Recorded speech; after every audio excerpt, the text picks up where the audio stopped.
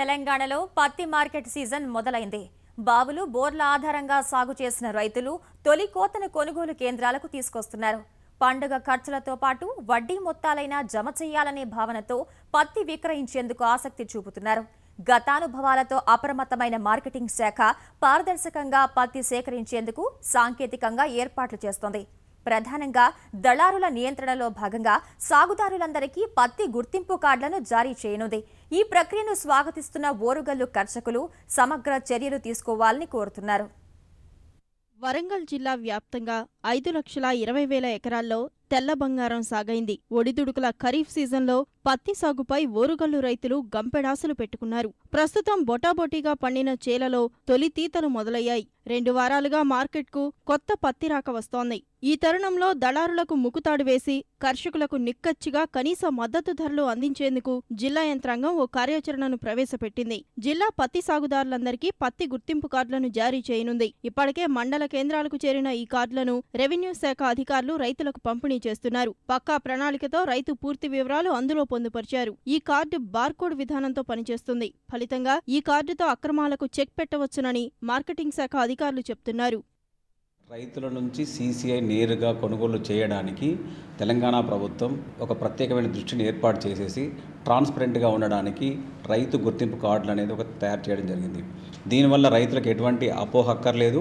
వివరాలన్నింటినీ మేము కంప్యూటరైజ్ చేసేసి బార్కోడ్ విధానం కూడా చేపట్టడం జరుగుతుంది.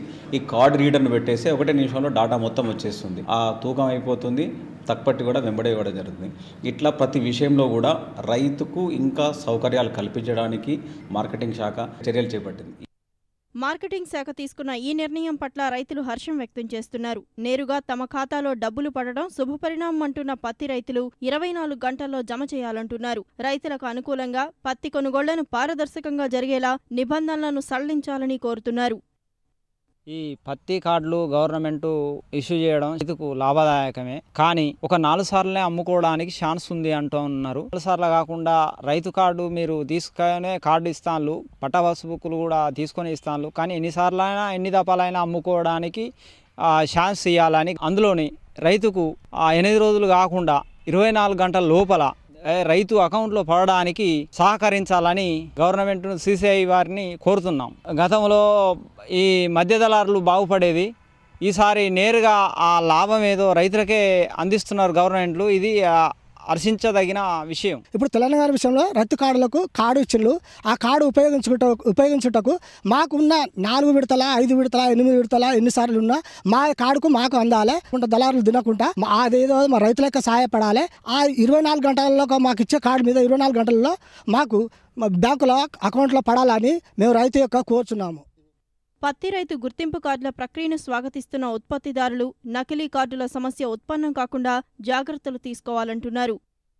రైతు లాగానే వాళ్ళు బేరం చేసిన సందర్భాలు ఉన్నాయి. వీటిని అరికట్టాలంటే కార్డు అనేది ముఖ్యమే. కాకుంటే ఏంటంటే ఆ కార్డు వినియోగంలో స్వచ్ఛత అనేది ఖచ్చితంగా ఉండాలనేది మా ఆకాంక్ష. ఇప్పుడు ఆ కార్డు అనేది కూడా ఈ కార్డును మళ్ళీ ఎంతోమంది పుట్టించుకుంటారు. మరి అట్లా పుట్టించుకోకుండా గవర్నమెంట్ కూడా జాగ్రత్త పడాలనేది రైతుల మనోవేదన. అది మా పేరు చెప్పుకొని మధ్య బ్రోకర్స్ అమ్మకుంటాం, మాకు లాభం అయితే చాలా సంతోషకరమైన విషయం. మరి ఇట్లా ఎన్ని రోజులు అవుతుంది మాకు అర్థం కాని ముచ్చట. ఇక్కడ లాస్ట్ వరకు కూడా ఇదే విధంగా ఉండాలి. దాని మీద మళ్ళీ బ్రోకర్లకు పోకుండా ఉండాలి కార్డు. ఆ విధంగా సిస్టమ్ కనుక పెట్టేది ఉంటే మాకు ఎంతో కొంత లాభం అయితే మేము ఆశిస్తున్నాం. రైతు సంఘాలు మాత్రం ఈ కార్డు విధానంపై పెదవి విరుస్తున్నాయి. అధికారుల్లో చిత్తశుద్ధి లేనిది ఎన్ని పద్ధతులు ప్రవేశపెట్టినా ఫలితం ఉండదంటున్నారు. మార్కెటింగ్, రెవెన్యూ, వ్యవసాయ శాఖలు సమన్వయంతో పనిచేస్తేనే ఈ విధానం సఫలమవుతుందన్నది రైతు సంఘాల అభిప్రాయం. 20 ఎకరాల పట్టా పాస్బుక్ తెస్తే పక్కనే సున్నబెట్టి జిరాక్స్ తీసి 200 ఎకరాల భూమి చేసిన దాన్ని 4 లారీల పత్తి ఉన్నారు ఒకటే బుక్ మీద. ఇవాళ అది కూడా అంతే, కార్డు అంతే, అన్నీ అంతే. అంటే ఏంటి, ఇక్కడ అక్రమాలకు చెక్ పెట్టగలిగే అధికారి ఎవరైతే ఉన్నారో పారదర్శకంగా ఉండాలి. వాళ్ళు పారదర్శకంగా లేకపోతే వాళ్ళ పైన ఉన్న వాళ్ళు చర్యలు తీసుకునే విధంగా ఉండాలి. వాళ్ళు లేకపోతే కింద చేసిన ఫిర్యాదు పైకి అందదు, పైన తీసుకున్న చర్యలు కిందికి రావు. ఈ మధ్యన సీజన్ అయిపోతుంది, రైతు నిండా మునుగుతాడు. జరుగుతుందంతా కూడా ఇదే. ఇప్పుడు ఇచ్చే పత్తి రైతుల కార్డులతో కూడా ఒరిగేది ఏమీ లేదు. ప్రభుత్వం దగ్గరనే లెక్కలు లేవు.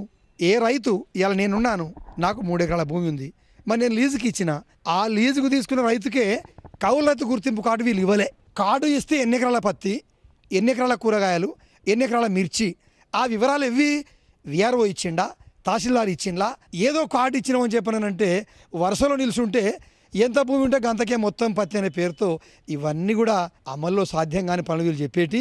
సాధ్యం కావాలనుకుంటే విఆర్ఓ నుంచి జేడీఏ దాకా వ్యవసాయ శాఖ, రెవెన్యూ శాఖ, మార్కెటింగ్ శాఖ 3 శాఖలు ఏకమై ఇచ్చే కార్డు ఉంటే చూపించమనండి. ఆ కార్డు ఆధారంగా సీసీఐని కొనమనండి. అప్పుడు మేము చెప్పగలుగుతాం రైతుకు న్యాయం జరుగుద్దని. నిరుటి మాదిరిగా ఎలాంటి ఆరోపణలకు తావు లేకుండా పత్తి కొనుగోళ్లు జరగాలన్నది ప్రభుత్వ లక్ష్యం. ఈ మేరకు అమలు చేయనున్న కార్డుల విధానం వరంగల్ జిల్లాలో విజయవంతమైతే మిగతా జిల్లాలకు విస్తరించాలన్నది మార్కెటింగ్ శాఖ కార్యాచరణ ప్రణాళిక. ఏం జరుగుతుందో వేచి చూద్దాం.